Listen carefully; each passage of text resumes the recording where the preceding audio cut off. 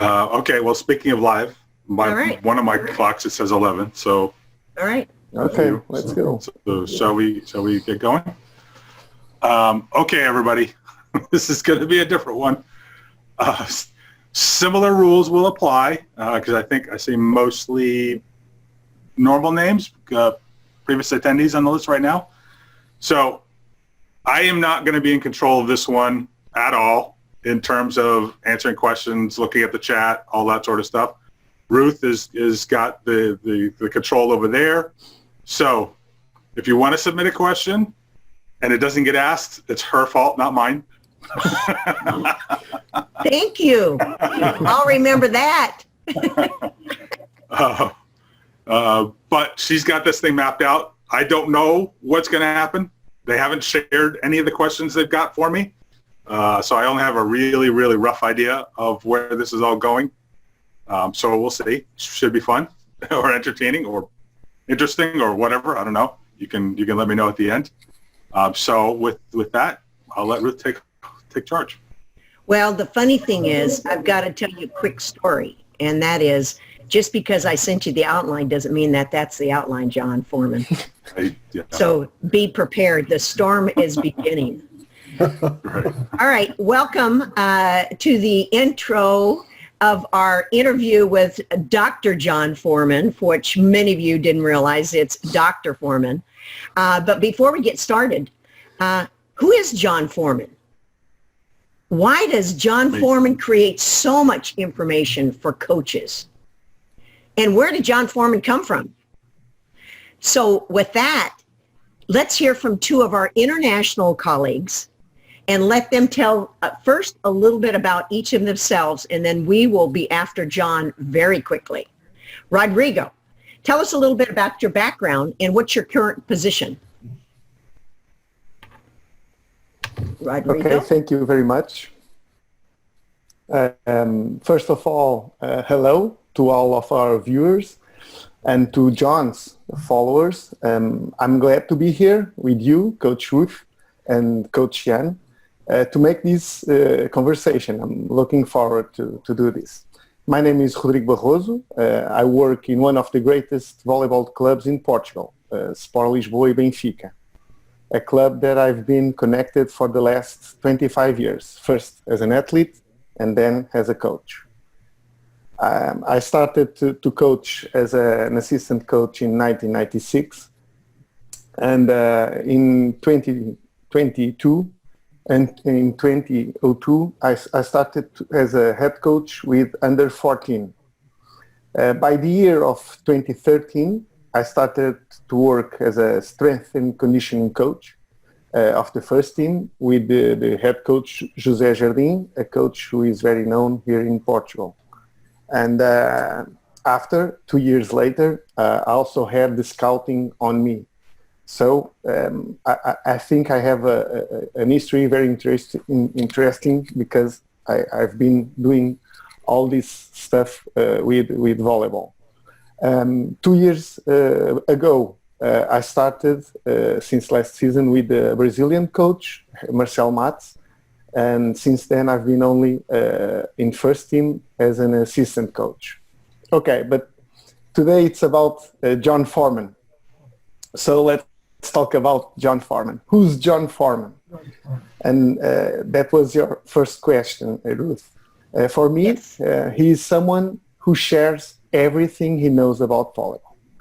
And when I Googled a couple of years ago about some volleyball concepts, the site Coaching Volleyball pumped in my screen. And since that moment, I followed what John was writing, because he thinks and writes about almost everything. And I like to read his opinions. And with this conversation series, I got the opportunity to upgrade my knowledge. First, the very first conversation with Miguel and Coach Mark. And I had the opportunity also to share through the coaching conversations my reality with the multidisciplinary team here at Benfica. So at this moment, I have to say thank you, John Foreman, and thank you for his capacity of getting all these people connected and focused on volleyball. And today we'll try to reverse the trend and meet John Foreman. So are you ready, John?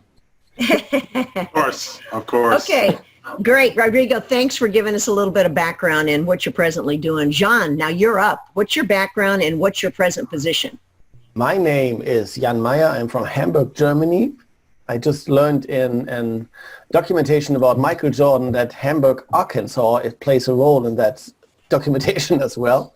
I'm from Hamburg, Germany. I've been coaching for about 30 years now, from youth up to second division here in Germany, which is semi-professional / professional. I started coaching because I tore my ACL in my left knee by skiing when I was 20.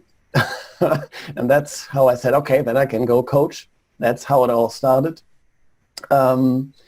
Actually, I got fired in February 19th with my last coaching job, and since then I'm doing kind of sabbatical, and I got inspired by John's coaching conversations to start a coaching conversation here in Germany about 8 weeks ago.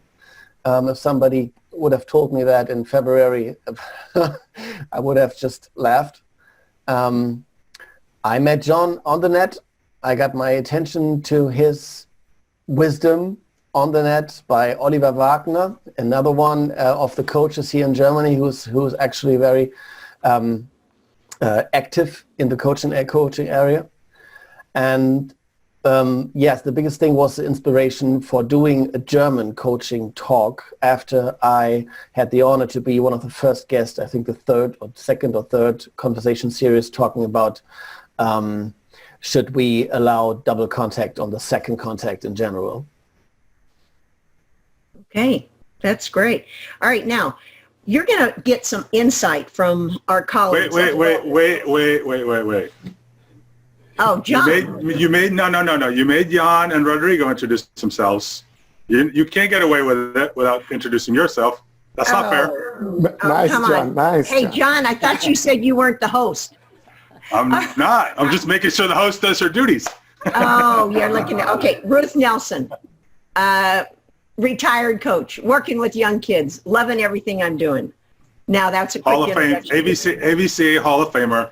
Oh, over 500 wins at the college level. Coached with Ari Sellinger in the national team. Played in the national team. Yeah, okay. All right, John, you know what I get to do as host? I can mute you. Okay, so I wonder how John knows about this all. Well, you know what? That's a chapter. We're going to find out. So we're all providing insights and stories. But John, one thing what we want to know is, give us a little history and how you remember meeting Rodrigo and Jan. And you're welcome to tell stories because I know you have plenty of stories. So give us a little history. Okay, Rodrigo is the most recent one because as soon as I started the coaching conversations, he was on every one of them. And he usually sent me questions ahead of time in very long form emails, like really extensive questions, lots and lots of questions. So I'm like, all right, this guy's really into it. He's really, he wants to know stuff. Excellent. And then after we'd done a couple, or more than a couple, but a few, he proposed the idea of having the conversation about what they're doing at Benfica. And he managed to get, 6 other people, I think, was involved. There was a lot of people. Yeah. Everybody. So Everybody. He was Everybody. Yeah, he was like a circus trainer, keeping everybody in line and organized. So that's how we come to know each other. Good connection, he was actually, Rodrigo. Yeah, he was actually the one that kind of initially proposed this idea while we were having that conversation, saying, "Hey, we want to have a thing with you." So if you guys don't like this, you could blame Rodrigo to start. As for so Jan, then you can wait. So you can blame me for the follow-up, right? Sure, there you go. Exactly. Jan, as Jan said earlier, we met through a mutual friend, Oliver Wagner, who I got to know, again, online originally, because he was blogging when I got started blogging back in 2013. He's since stopped blogging, but I think his Twitter handle is still Volleyblogger, if I remember exactly correctly. So he's still on Twitter, just not blogging. Unfortunately, he closed it down, which was a disappointment. But hey, everybody has to do their own thing. I don't remember exactly how Oliver connected us, Jan. I don't know, maybe you can remember. I mean, we've talked about so many different things at different times that it kind of gets lost in the haze. It might have been having to do with the business of volleyball, because at that time you were still at Hamburg. Yes, Hamburg. that was the time. I still was with the volleyball team Hamburg, and then we got connected. I think I've been there 2 years, and I think it has been in the first year 17, 18 or something. Yeah, something like that. So I've been through Hamburg, because I did fly to Hamburg Airport when I went to actually go to Husum to visit with Oliver while he was coaching in that area. He's since moved on to Switzerland. So he's not a there any full-time longer. coach in Switzerland right now. Yep. So unfortunately, Jan and I didn't meet then. We kind of talked about maybe when I was over in the continent back in September trying to organize, but the schedules were not recent to that. So we come to this trip. yeah, okay, all right. So I won't go into details. Should I talk about how we got connected, Ruth, or do you have plans for that? If you can do a short version, because there's really a long version between you and I. You got a short version of this? Short version is Ruth was one of the people. I don't remember what number you were, but you were relatively early on in the volleyball coaching Wizards interviews. You mean my age or interview? Could be either one. Be careful.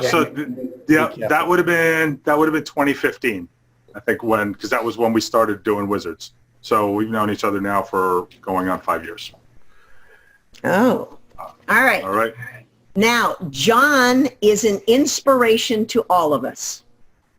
Why John Foreman? I think this whole idea of being able to do an interview with John really opened up the opportunity for me to be able to tell all young, aspiring coaches, men and women, all over the world, if you're not reading something or listening to something that John has produced, then you're missing out. You're missing out in an opportunity to receive good and great information from coaches from all over the world, from Jan to Rodrigo to every single country.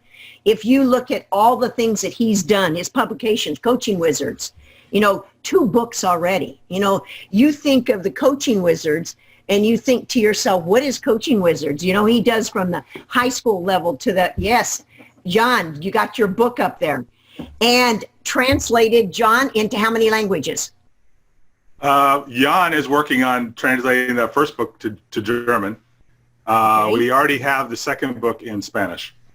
Excellent. And is it number 10 on the Amazon selling list? Well, it varies. It depends. They've both been, actually all 3 of them have been number 1 at different points in different countries. Okay, exactly. So not surprisingly, the Spanish one is very popular among coaches in Spain. So if you're out there listening, you cannot afford not to listen or read something that John has done. He's done over 40 conversations with his coaching conversations, interviews. And he's busy. I don't know how he stays that busy, but I think that I try to create more work for him than he needs. But he seems to be very gracious, maybe because I'm older than he is. Then all of a sudden he's got a coaching volleyball blog, and you've got to read that. And then he decides it's a newsletter. Then it's not. And then I get 5 things in my mail in one day. Then his newest adventure is Wizard Women. It's about time, John. Wizard Women. We're going to talk a little bit about that. And the last thing he's working on is a publication on volleyball statistics. And if you don't know, really, John, he's into statistics. He's into passing. What do you do this and this rotation? Anything and everything that someone might comment on, all of a sudden you see an article of John's. And to be honest with you, I've read more of his information in the last 2 years than I probably read in 20 years. And John, I don't like to read, and I actually am very inspired with what you've done, and I'm glad to be part of this with Rodrigo and John. Now, let's hear the real stories. Okay, here we go. John, you tell us what John Foreman has helped you with and what he's meant to you professionally as a colleague and a coach. And you can go at him. I can go on him. I think it is very interesting that you take any topic of coaching and you'll find it on your blog. It's sometimes I even think, okay, what's his specialty? But I'll find about everything. If I look for blocking systems, if I look for psychology, if I look for statistics for scouting, you can find it like everywhere there. It broadens my horizon. If I look for some topic, I look there as well. It is sometimes your volleyball blog is my Google for volleyball. It's my starting point. It is. And the most thing that impresses me the most is this coaching conversation series. I'm not getting tired to mention this. I mean, I've been in the third one, and we were talking about a volleyball topic. And after this talk was over, I was flashed. I don't know if you say this in English, but I was completely flashed. And the next day, I contacted the biggest German volleyball blog, Volleyball Freak, and said, "Come on, are you interested in doing this with German coaches?" And this is like a one-to-N sharing, and it is. And now we have done for 8 weeks, once a week, the German coaching talk. And the connection within Germany of the coaches is simply incredible. So just because the people get together and listen to what topic, whatever, it is really, my Facebook friends nearly exploded with colleagues from Germany. And I mean, I was walking in the northern part of Germany, and my network within the south wasn't really that good in Germany. But now, since I got to know so many coaches we invited that are colleagues or whatever and talked about this, now I have met so many people just through this idea. And I think the network you created, the international network, is just incredible. If I would try to get some colleague from any country, I would ask you first. You would be my starting point in networking internationally immediately. So this is just a thing for me. The coaching conversation series, I don't know how you got inspired about this, but that blasted me away. And what happened here in Germany with the coaches talk is the same thing. This is just incredible what you did there. Full stop. Fantastic. Now we'll come back to you because I know you have a lot of questions for him. Rodrigo, how's John helped you? And what has it meant to you? I just love to drive through his blog and through the YouTube channel. And as Jan said, he's my Google. Okay, so I go to the blank spot to search some item, and I can find everything. And that's very important for me because it's a starting point.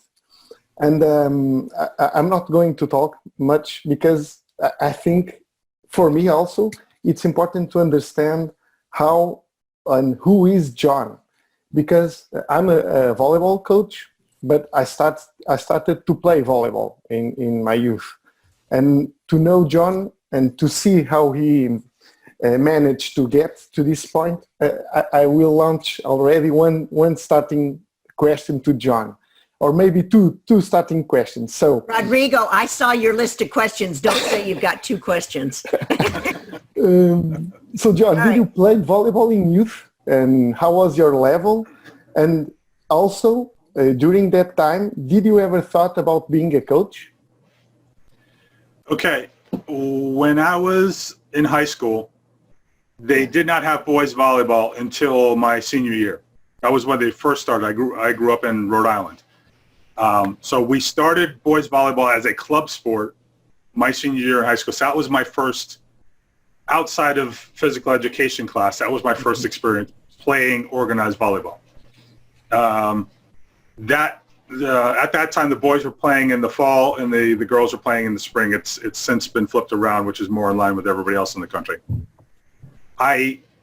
To your coaching point, Yes. I actually helped out coach the girls, the JV girls, the junior varsity girls in the spring while I was still in high school. And I think I did that that spring and also the following one. But by that point, I was kind of extending my playing as a member of the men's volleyball club at my university.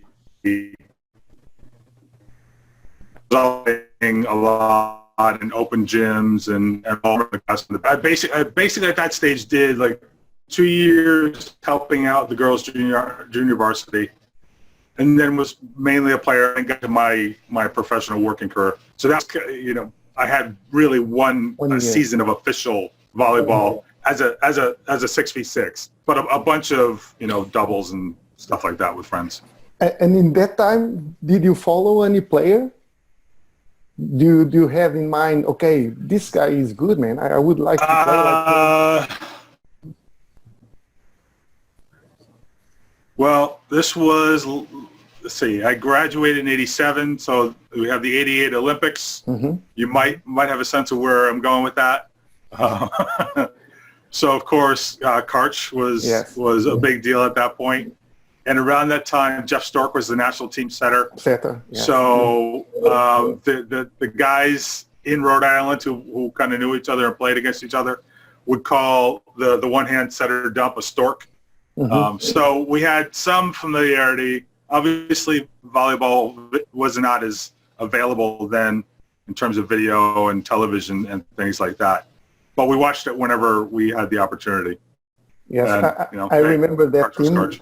I think they played in Mediolano that time, and they played against Sporting, another team here in Portugal, and it was amazing for all of us to be here with them. Another question to start this conversation is about your volleyball coaching wizard, your book. It was an individual need or something you knew that all coaches needed to read?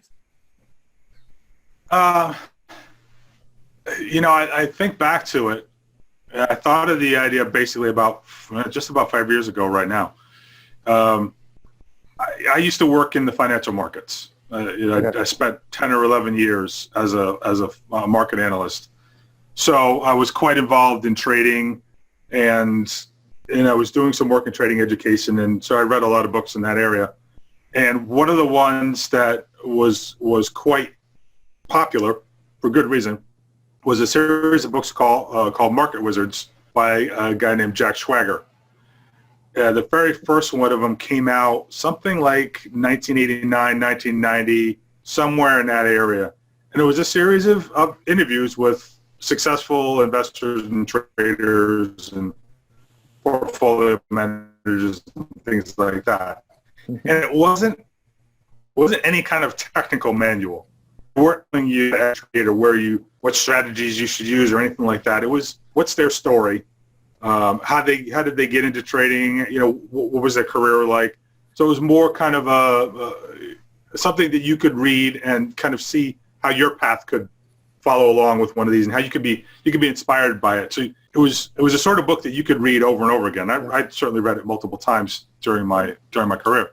I honestly don't know what it was that triggered me to think about that book in connection with volleyball. It was just kind of a spontaneous, hey, there's an idea. Because at that point, I was almost 2 years into blogging. And it was just, so a lot of the blogging stuff that I did was kind of on a technical level, especially in the early days, a lot of games and drills and things like that.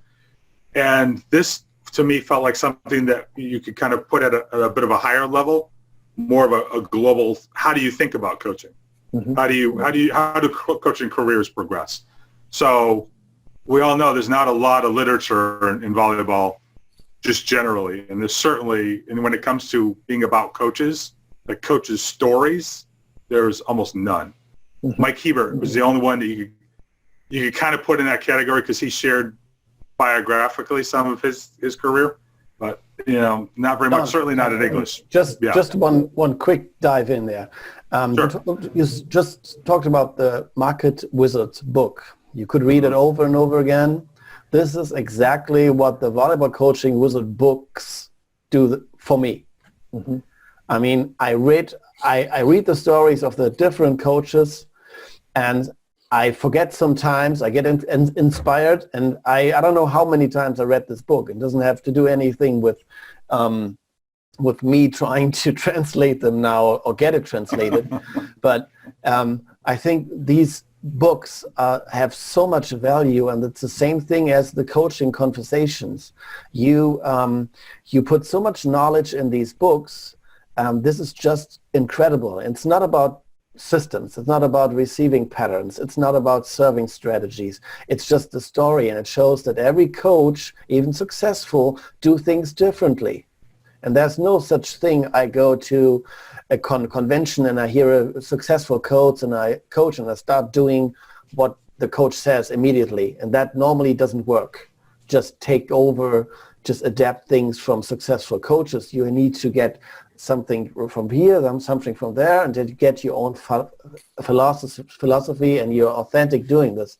But this is exactly what these books are. So I'm a big fan of these books also, and I said this has to be translated into German, since we have German coaches that do not speak English or just don't feel like reading English, since it's pretty harder than reading the mother tongue, actually. Mm-hmm. So that's exactly what. So the Market Wizard books, you can read it over and over again. Same thing with the Wizard books. So I'd like to ask a question now. Okay. Why do you create all this stuff, John? I mean, what is it that you get? Because you definitely can't say that it's like the stock market, because you'd be making a lot of money if you were in the stock market right now trading. So what is it that I can't keep up with all the stuff. What is it that inspires you to do this? Me neither. I cannot keep up. For me, I'm almost never lacking for ideas. That doesn't mean they're good ideas, or at least not all of them are good ideas. Some of them turn out to be good ideas. Others we don't need to talk about.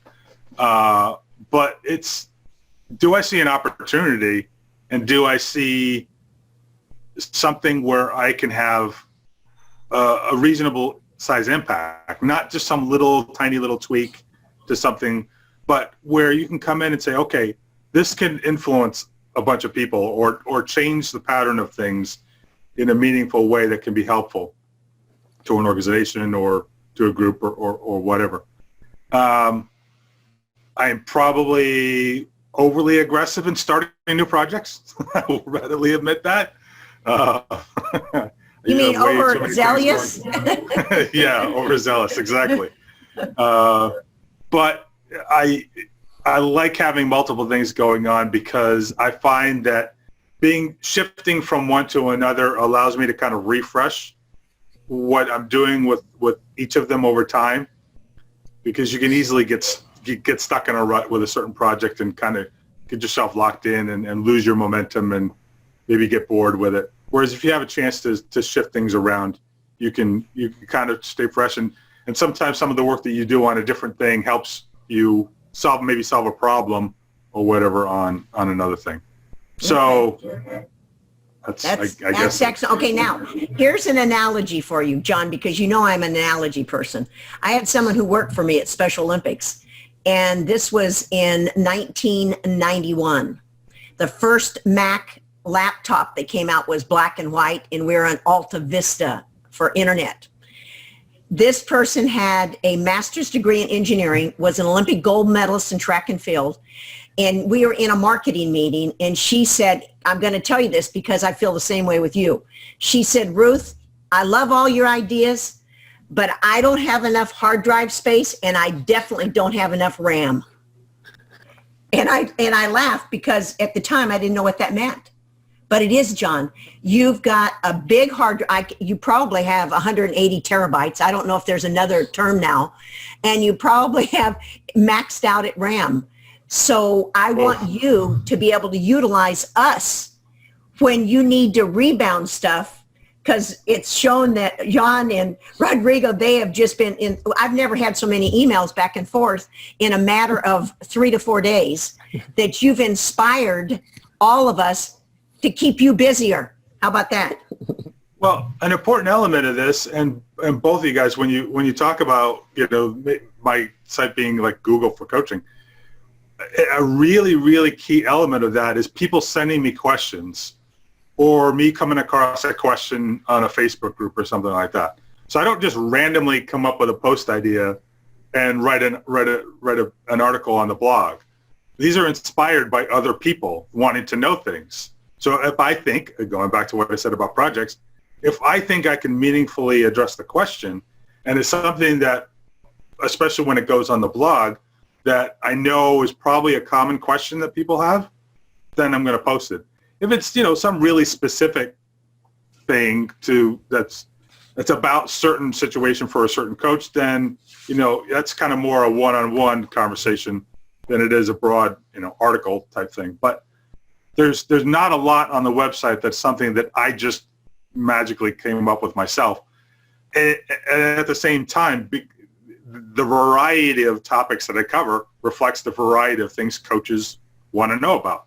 You know, that's the reality of it. But you have to search, right? You have to search and give us the answer. And I think it's great.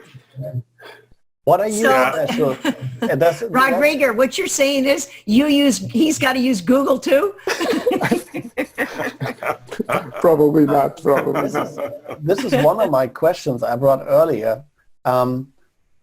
What are your special interests in volleyball? Which part of the game you would say, I'd like to be an expert and I'm close being an expert, or I am an expert, or since you have so many topics, I've heard about scouting now, about statistics.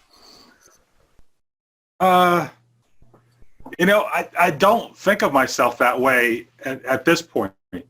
I probably would have earlier in my career when I was in, you know, certainly when I was assistant coach and hadn't really been in a significant head coaching role.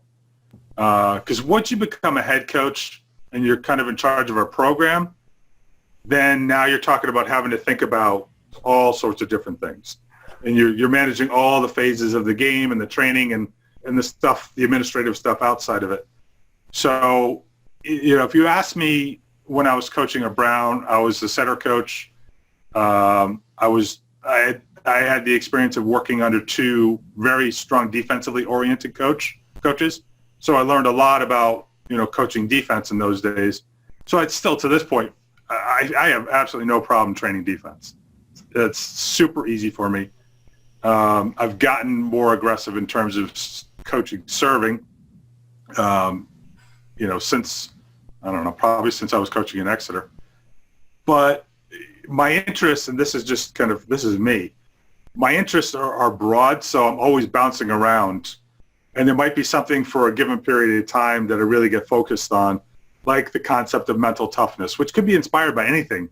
You know, it could be something that I read about or conversations or an experience I've gone through myself, you know, and I'll kind of work through that.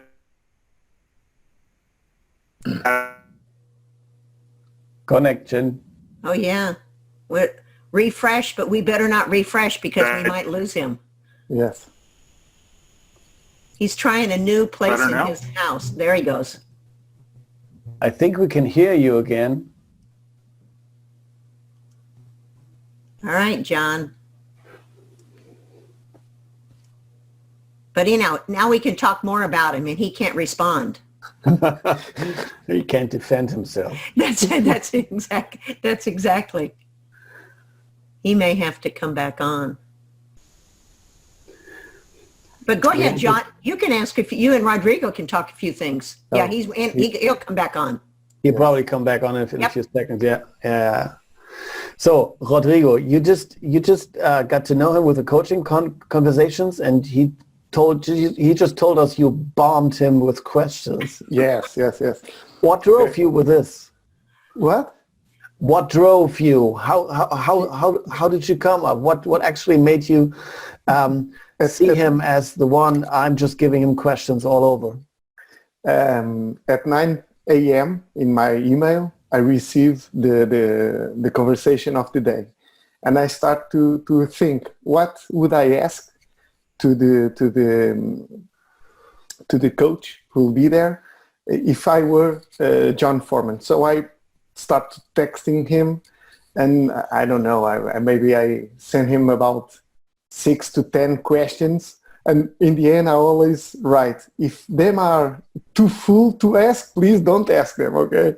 But I really like to search, and I like to read, and that's why I keep following the coaching conversations and the coaching volleyball, because I think his blog is very well written, and it's understandable. And any coach can read it and start to learn or get a starting point and think on your own head. I don't always have to agree with what John Foreman writes, but for me it's also like a conversation between me and John Foreman, but he's not answering me.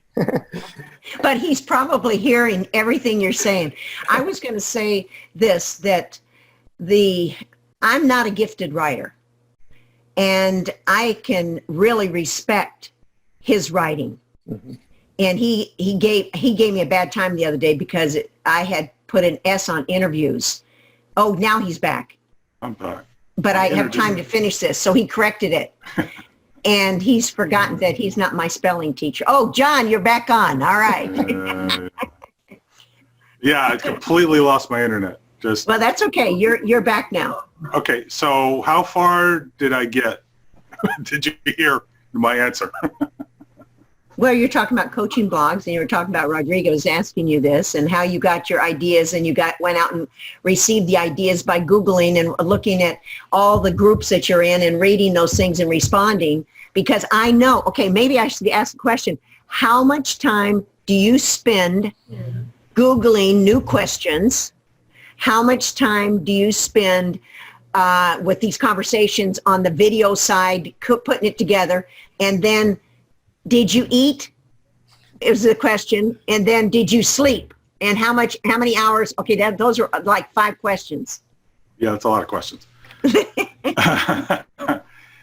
In terms of going out and looking for questions, I don't usually have to go look for them, because if you're a member of any of the Facebook groups, they just pop up.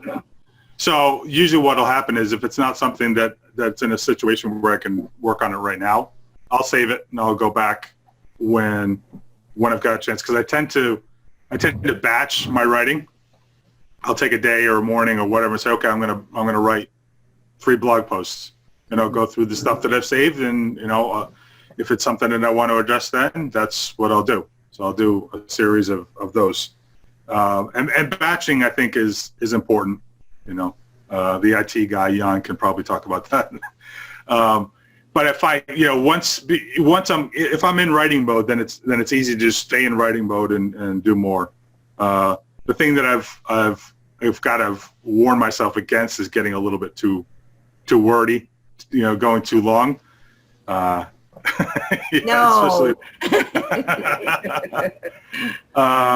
In terms of the videos, obviously the front end stuff is just come up with a topic, talk with people about what they want to talk about, come up with a schedule, do the promotion ahead of time. There's probably more actual time involved on the back end, getting the video downloaded, getting it processed, getting it uploaded again, all that sort of stuff. So if you put it all together, a 1 hour or 1.5 hour conversation probably is 5 hours worth of work, all totaled, something like that, somewhere around there. What do you schedule on to keep yourself organized? Okay, this is mostly for this stuff. I've got a calendar on on Google that I just. Okay, so I you put use a it in. Google Calendar to kind of schedule everything. Do you have alarms that beep when you need to send things off? Are you using Hootsuite? Are you using Buffer? What are you using? I usually will schedule stuff in advance.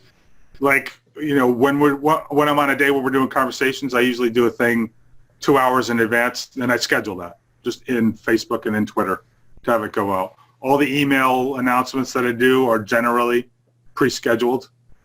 Again, a lot of times I'll do those as a batch, when I get in there.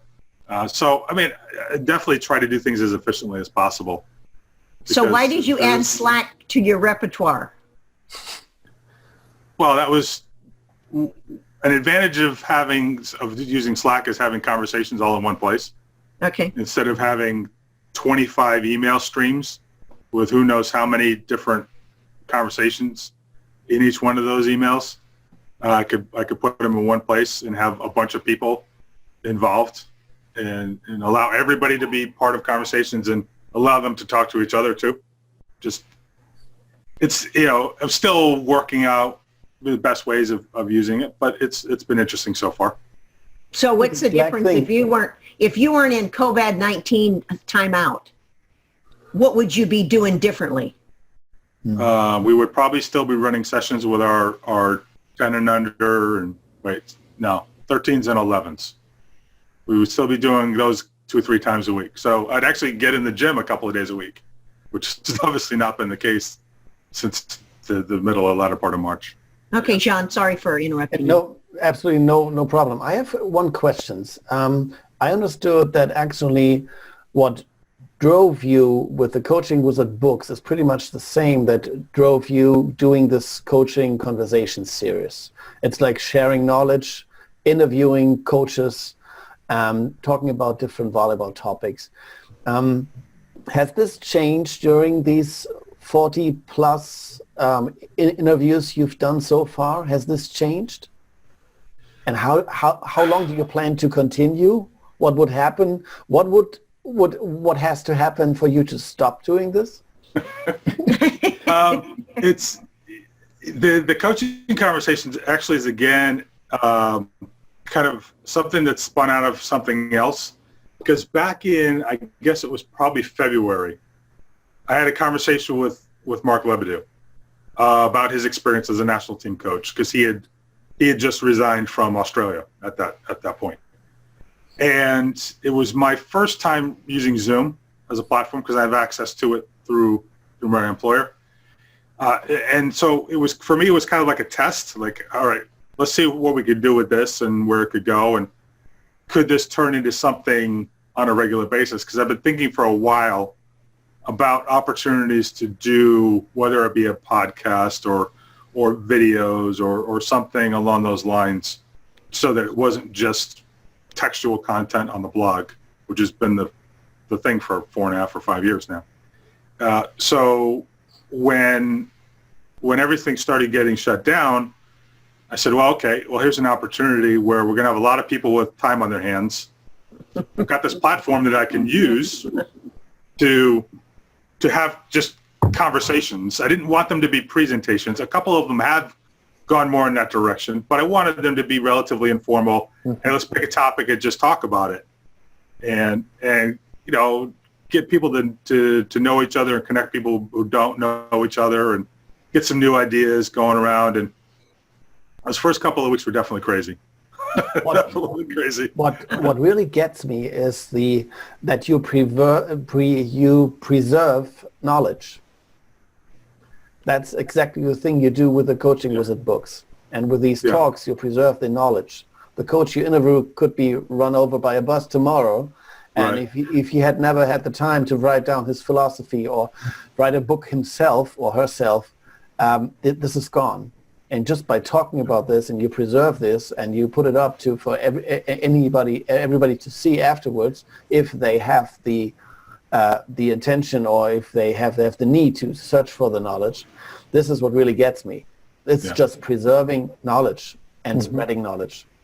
Yeah, well, and that very specific focus is a motivation for kind of this other Wizards thing that I'm starting to talk to Mick Haley about doing, where we interview coaches of the older generation. We're calling it pioneers, but coaches who came up in the 60s and the 70s that were definitely, I mean, we've already lost some of them. As you I'm sure well know, Jan, in part of the foreword of the book, we dedicate it to Jim Coleman and Platonov. Yeah. Okay. Who both of whom we've lost. And so one of the things that, I'm hoping to do with Mick is to capture the experiences of that older generation who have largely retired now, but certainly have a lot of knowledge and experience and whatever that we can transmit on to our generation, future generations in that same sort of way that you kind of just described. So I'm looking forward to seeing how that could go, because that could really develop a nice literature in the volleyball world of a lot of coaches, not just a couple of coaches. How about your new women wizards? I was going to say that. Yeah. Well, that one, that's something that I've been thinking about for a few years now, and it was kind of a question of, okay, who can do this and do a good job with it. The idea behind Women Wizards is find some currently active, primarily inspirational women that younger female coaches today can kind of look up to, thinking to emulate, or at least get some inspiration for their own careers. And there are definitely things that women in coaching face in their lives and in their careers that male coaches don't. So Mark and I did all the original 40-some Wizards conversations, Wizards interviews. Neither of us has those experiences. So I always knew this needs to be more, let's get some questions coming from a female perspective to these female coaches with a market of female coaches as the readers. And so I talked to a few people on the way. Some things didn't work out. That's fine. That happens. Lauren Bertolacci, who's an Aussie coach, now coaching in Switzerland, has agreed to do those interviews for us now. She's kind of in the target audience, really. She's a younger female coach, relatively early in her career. She's also in Europe, where let's face it, there are not a lot of upper-level female coaches. So it's a little bit more of an extreme situation than what we've got in the U.S. for women at these days. She's already done, actually, I think she did one yesterday, so that would get her on 3. She's working on scheduling at least one more that I'm aware of. So she's well underway in getting those up, and we'll start posting those for folks probably pretty soon. John, are you a reader? He's not volleyball reader, but Rodrigo is, he is just firing the questions just like he normally texts you in the morning. I think, you know what? I'm not ever giving him my cell phone number. He's like putting these questions. Do you read anything besides volleyball? Good job, Rodrigo. I read voraciously. And now I will admit that a large chunk of that is fiction, because I read fiction before I go to bed. That's just that's my thing. That's how I wind down before I go to bed. There have been times where I've read nonfiction, but it tends to get my brain going, and that's not what I want before I try to go to sleep. Went to relax. Yeah, exactly. But I always have probably 2, sometimes even 3 nonfiction books that I'm reading. Right now I'm reading, I think it's the latest one by Alex Ferguson, the Manchester United manager. I think it's called Leadership or something along those lines. I read business-oriented books. No Netflix? No Netflix? Yeah. I mean, the last thing. No, I haven't done that one. But I actually, along those lines, there was a series on the Australian cricket team that came up on Amazon Prime. I watched that relatively recently. There have been a couple of those, behind the scenes sort of things with football teams in England that have done, like Sunderland Till You Die. There was one recently on who was it called? Leeds United. I've done that. Netflix has done a few of those sorts of series. They've done 2 seasons on Formula One. There's one on 2020 cricket in India. So I'm definitely always interested in that kind of sort of stuff. Now, obviously, there's thing. We got to remember these topics that he for what stopped on. actually makes the cut. That's Yeah. I just hope your internet connection comes back. Oh, yeah, because we've got something prepared for you. Yes, we have prepared Okay. something for you. All right. John, let's go ahead and jump into that because since he's not going to talk about any entertaining Netflix, it's all philosophy, documentary, all that. I mean, I'm not even I watch movies and TV too. Okay, so Although, tell us the last admittedly, one. Actually, I'm a big fan of like Scandinavian crime dramas. Okay. So the most recent series I think is Border Town. It's a Finnish series. I just finished watching that. Okay, so you're telling me you don't watch Yellowstone? I've never watched Yellowstone. Okay. I don't even know what that is. Kevin Costner, if you're not a Kevin Costner. Okay. With that in mind, what he just said, John, you're on to explain our next exercise for John. Yes. It's an exercise? We prepared 10 speed questions.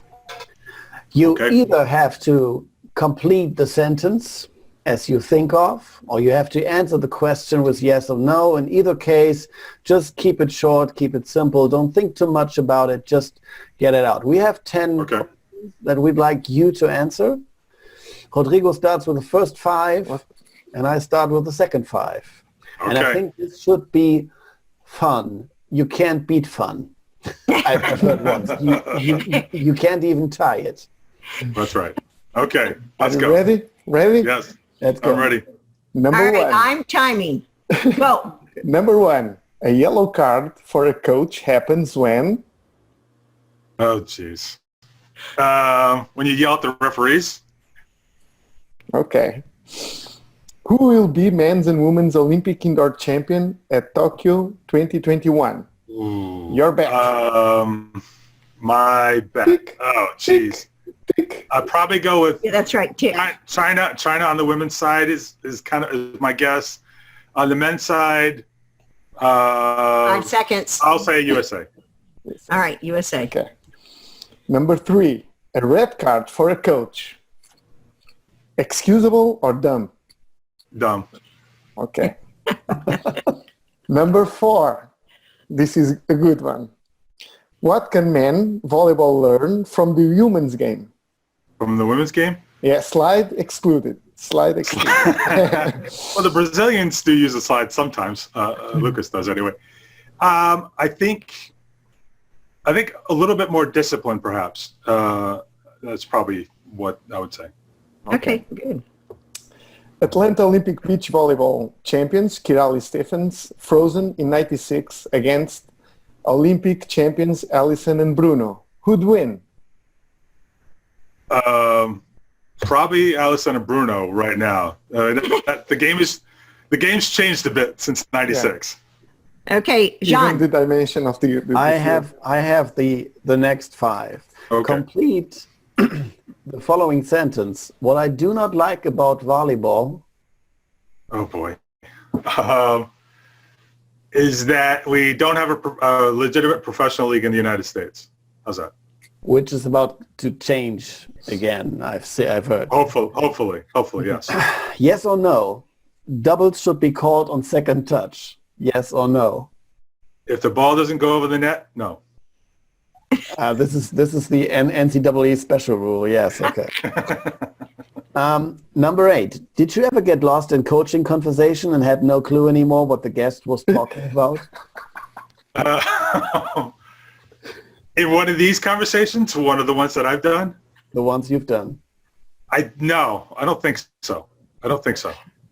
No. Or Good. at least I can't remember one. Maybe I did. That's a good answer. Number 9. If you'd be Mark Lebedew for one day, what would you do first? Well, I've been with Mark Lebedew several times for more than a day. If you would be Mark Lebedew. If I would be Mark Lebedew. Oh, man. I've never thought of anything close to that. I don't know if I'd want to be Mark Lebedew. I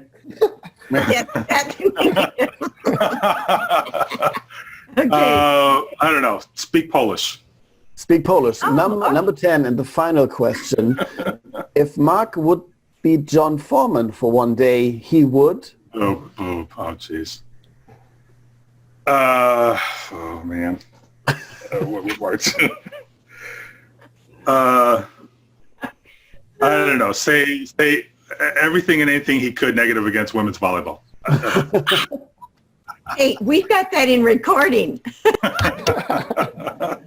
All right. I'm positive he'll listen to this. So, John, last thoughts on signing off before we let John kind of he actually gets to take the floor. What's your take to anybody that's out there that doesn't know John Foreman? Get to know his pages and know how to get all the knowledge he collected. That's the point. And excuse me, but lifelong learning is no bullshit bingo. It is really meant to be. And we have to censor that. Yeah, you don't have to do things other coaches do, but you have to know what they're doing to find your own way. And this is one of the most important things. I mean, I've just said I'm in a sabbatical last season. I've learned so many things just by having the time to scan the internet for knowledge and for volleyball knowledge. So just lifelong learning. Okay, yeah. We do have one question that said that John told him about the new rules. So, hey, John, you're not just an informer. You must have told somebody some new rules.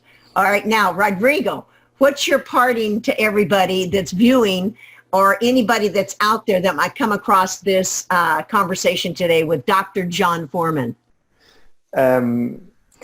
Maybe I go a little bit, a little step back, because I have one question that I have to make to John, because our life is full of goals. Okay, for instance, my goal in the last season, the team where I work, we won the Super Cup, the National Cup, and the Championship. This season, we are trying to win all again here in Portugal. And so we have a goal for the future, a professional goal, that is with our team to have 2 years in a row winning all the titles. This is our goal. For me, as John Foreman, and I try to put myself in his skin, with all these projects, I have to think, what would be John Foreman's goal? So this is my answer that I really like to get an answer. John, so what are your goals? You like with all, as you said, with all the projects that I'm doing? With all the projects, yes. All right, this is going to be really fuzzy. Okay, no problem. It kind of goes back to something I said earlier, is that I want to influence or help or educate, or however you want to phrase it, as many people as possible. Have as much positive influence on people as I can. That's kind of the general, like I said, fuzzy. It's not super specific, but yes, but for me, and trying now to answer Ruth's challenge, that's the answer, because for me, you're achieving that. And I talk with some coaches here in Portugal, and they know who is John Foreman, and I'm happy for that. I'm happy for you, because here in Portugal, you're getting your words in the present life of Portuguese coaches. And I hope that, as Jan asked you, when are you going to stop this conversation? I hope you never stop. Okay, so you can keep us thinking about volleyball and keep us following you with your blog and with your videos. So keep up the good work, and I hope to ask you again some other questions. And by email, a long text again. Amen on that. Hey, John, Well we really, said. yeah, we really appreciate you allowing us to ask questions and kind of talk about you, because I know that you're not someone who's going to write about how you've influenced other people. You just write, and it's doing the job that you want. So with that in mind, you get to close out. Even though you're not hosting, you get to close out because you're in charge of the live feed. Yes, I am. So, I mean, I could carry on if people want to ask questions. I'm totally fine with that. We're doing the session at 3:00 Eastern. So what's that? About 4 hours from now? No. Sorry, 3 hours from now. The old laptop I'm on. Colin is 1 hour late today. Clearly hasn't gone through a time change on my old laptop. So I've got some time if people want to stick around and ask questions. That's okay. If not, then we'll wrap it there. The thing I would say, because I never really did answer the question about how long I want to keep doing this. I could see this turning into kind of like a weekly or maybe bi-weekly podcast type thing, where it gets on a regular schedule. There's, every whatever Monday it's released or something along those lines.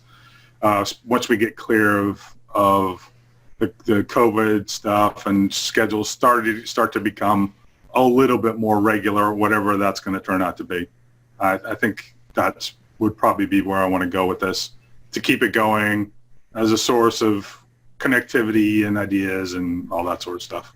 So John and Rodrigo have agreed we can do one of these quarterly, just to keep you in check of everything that you said you're going to be doing. We need to make sure you're doing more. More? Oh, great. Okay. It is Fantastic. And in a way, it's very interesting when COVID-19, the time is over, and the people, what all these video chats will involve to, since the people are going to be in the gym again at night. And so this is, we talk about this, the German talk as well, that we go on to bi-weekly, if we go on a Sunday night and whatever, to get the people still watching, to sharing the knowledge. Yeah. But if you do this like on a bi-weekly basis, pretty fine. But do not stop, please. Hey, yeah. John, would you just mind going over the websites? Because I can tell you I had to get you to explain to me which websites and which blogs and where to find everything. Because, I'm like this. Send me the link and I'll go there. Don't ask me to go Google all around. I want to do it efficiently, like Rodrigo, okay?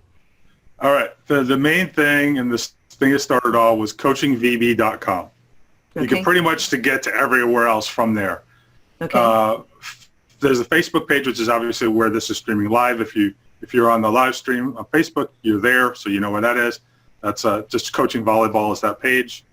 Volleyballcoachingwizards.com is that project, and there's also I think that web page, I think the Facebook page is VBC Wizards, something like that. And that's definitely the Twitter handle.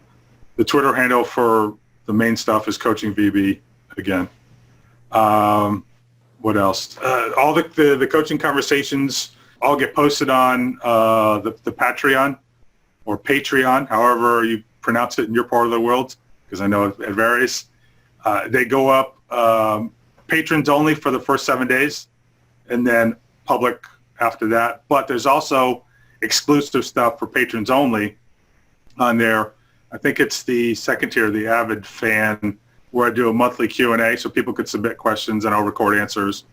And also there's an audio-only set of posts on Patreon for patrons, because you can get a custom RSS feed that you can use in your podcast application. So you can just listen to them without having to go to the webpage or anything like that, if that's what you choose. More stuff will go up on YouTube. One of the things that I want to do, what I need is an assistant. I keep telling myself, I need an assistant because I want to clip out stuff from these conversations to create short clips on YouTube. Because there's a bunch of stuff and I've already done a couple of them, where I've made a notation during a conversation and done it. And I've had some people send in ideas for things that I can clip out too, that I'll get around to doing. And anybody, I encourage you to do that as well. All right, so you're going to bloop some of the things that Jan said today that we got to take out? Maybe we'll just put a warning at the beginning. That's better. All right, Rodrigo, it's been great to you and John. It's been wonderful, the conversations we had by email, by our first Zoom, and sorry you had to be at 11:30 at night. No problem. But now you've got my email. Rodrigo, you're not getting my cell phone number. But I am on WhatsApp. There you go. But John, this is wonderful, and I know this is out of character for you, but please accept our humble, gratitude for us being able to share with you today. I'm happy to do it. All righty. As I think I told you when you first proposed this, or maybe I told all three of you when you sort of let me in on the conversation, but not really. Oh, yeah. For me, turnabout is fair play as far as I'm concerned. I can't just be the host all the time. That's not fair. I've got to be willing to get out front myself if I'm expecting other people to do it. So here's how I can do it. All right. So And I say, John, I've enjoyed our Zoom practice, from pinning video to you clicking me off and leaving me, and I could never get back on. So we've all learned with Zoom. But I really appreciate it, guys. Me too. Thank you very much. It's been an honor and a pleasure. Thank you. Yes, it's been an honor. Thank you very much. I enjoyed a lot to meet you, all of you. Thank you. Yes. All right. Thanks everybody who's turned up, both on Zoom and on the live feed, and those people who are watching this now later as a recording. Absolutely. Hopefully we'll see you on a future coaching conversation. This afternoon with Danielle Scott, 5-time Olympian. There you go. Exactly. That's a good one to start with. All right. We'll see everybody later. Okay, bye. Bye-bye.